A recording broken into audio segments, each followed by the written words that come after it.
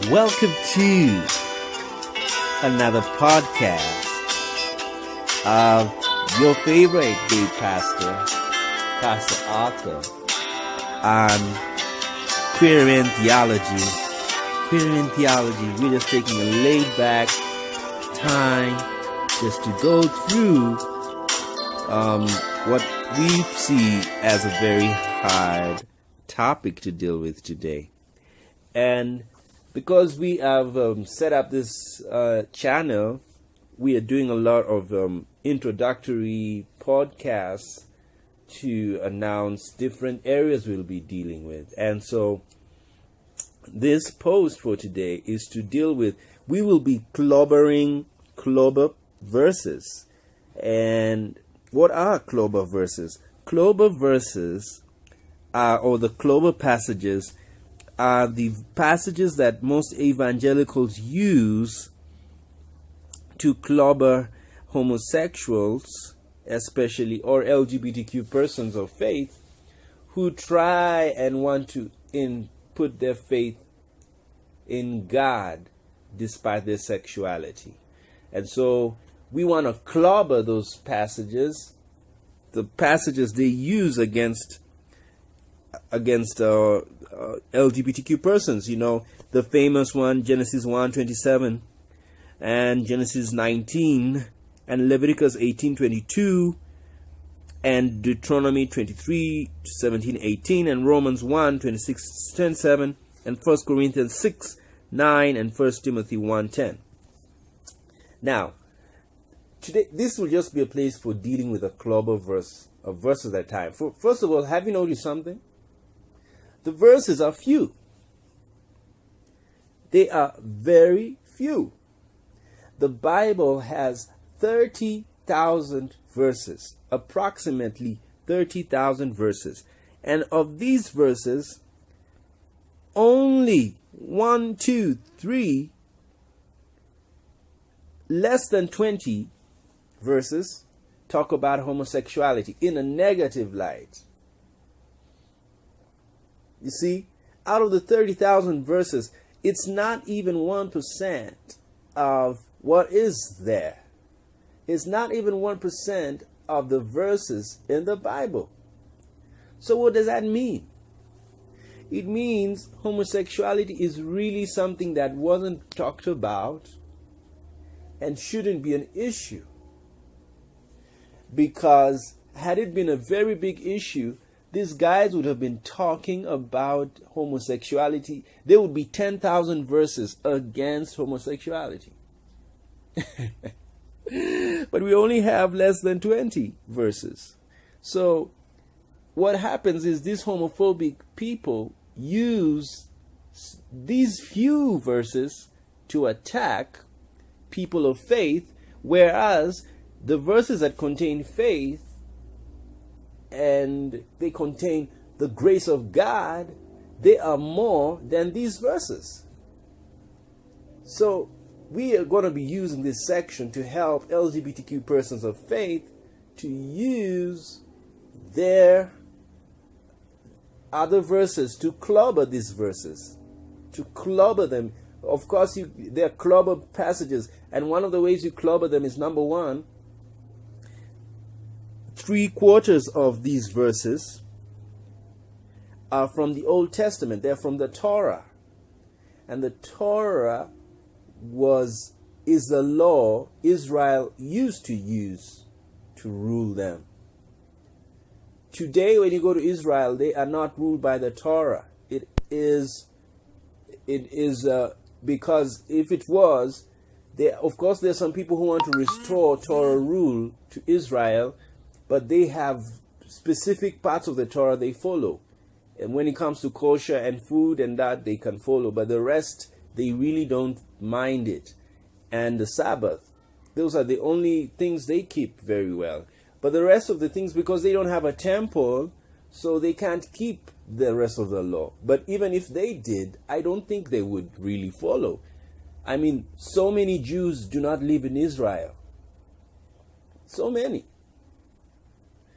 And meaning the Bible has even has been outspaced by time, because the Jewish people have continued to spread all over the world, and they can't even go back to Israel. Do you know today, genetically speaking, if all the people who have the Jewish genes go back to Israel, there'll be no room.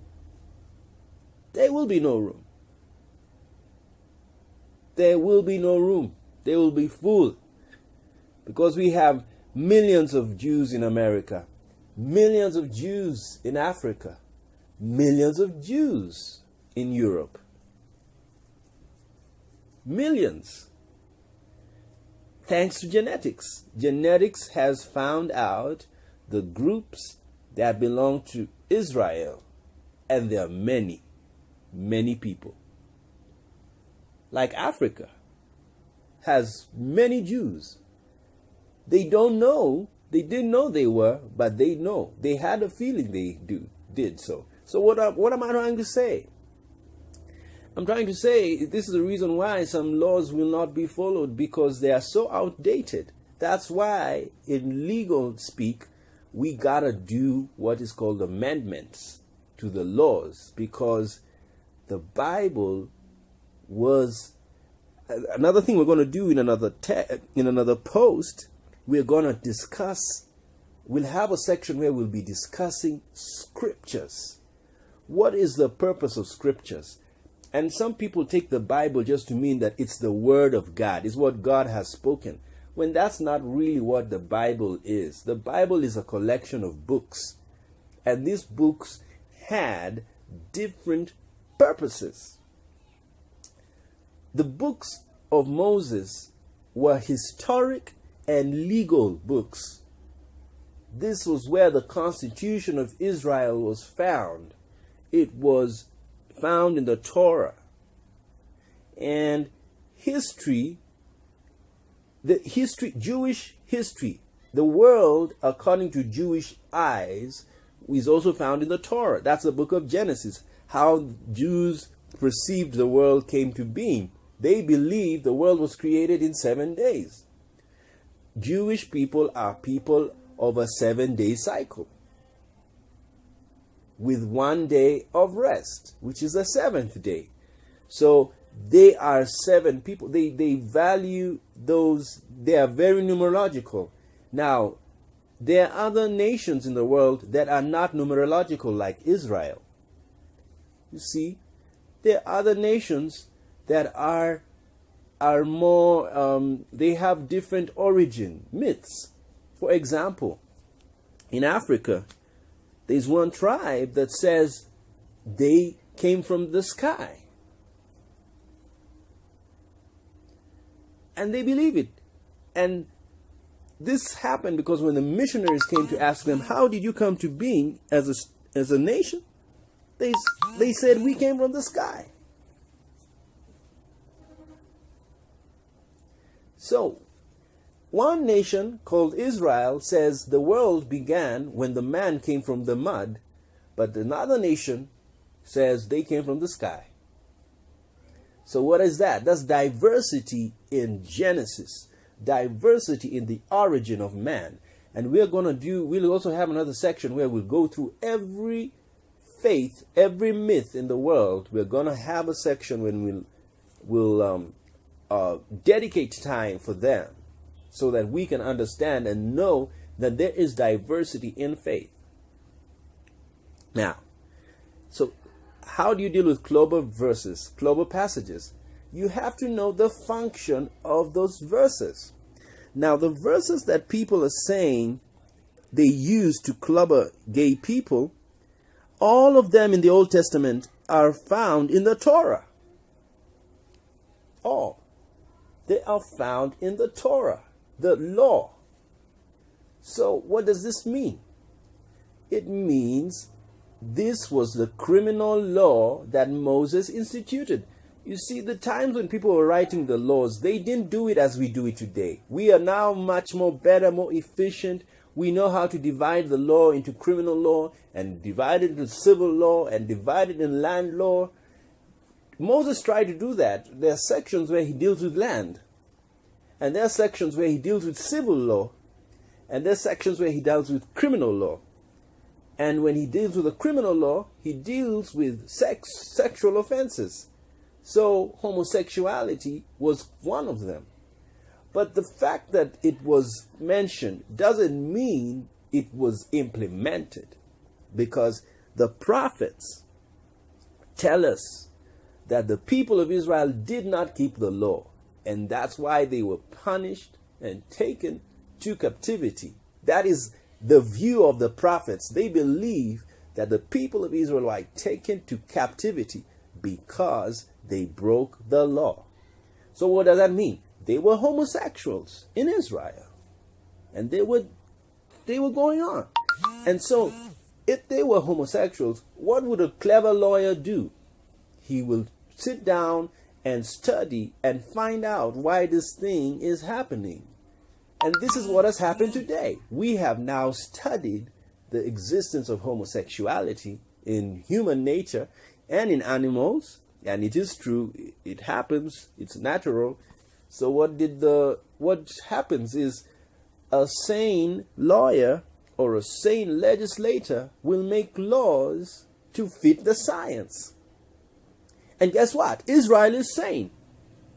Because the same Israel that gave an homophobic legislation is the same Israel today that has allowed gay people to marry, has allowed gay lifestyle to be legal in Israel today. Today. Why? What does that show you? That shows you the sanity of the people of Israel. They have taken time to study science. And once they studied the science, they amended the law. If you go today to Israel, they are not implementing Leviticus chapter 18. They are not. They are not. It's not implemented. And people who are so tyrannical and they're so radical in the Torah keeping, they make a big mistake trying to enforce this. And this is what the evangelicals are doing.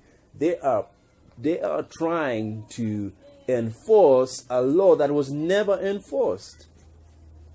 It wasn't enforced. In fact, I just told you, the prophets complained that the law was not being kept. The prophets are today's modern policemen. They were the enforcers of the law.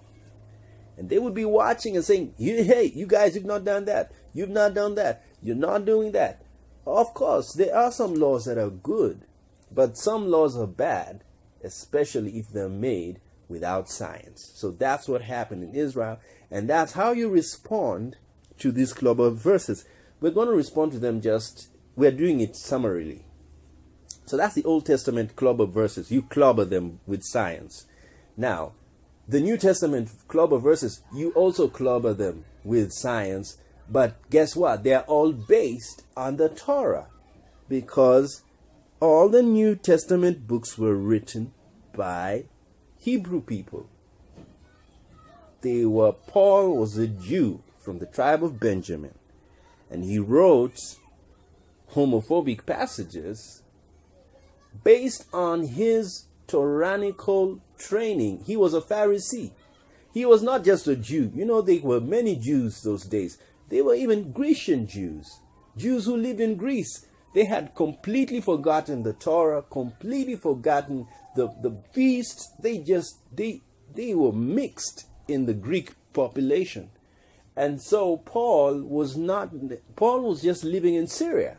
And so when he went there, when he went to Greece and he went to Rome and he saw homosexuality being practiced, he was like, what? These guys are not keeping the Torah. They're not keeping the law of God. He was just a zealot, a Pharisee who loved the Torah.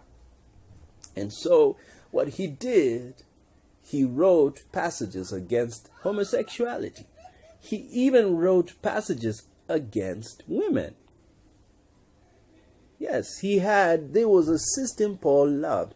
And we're also going to have a section whereby we'll be studying the psychological life, that will be psychologically studying the people of the Bible, because there is something you can learn from them. So, all the New Testament verses against homosexuality are based on the Old Testament law, not based on Old Testament behavior. And that's what we are saying. So, join us as we clobber these clobber passages. And this is just an introduction.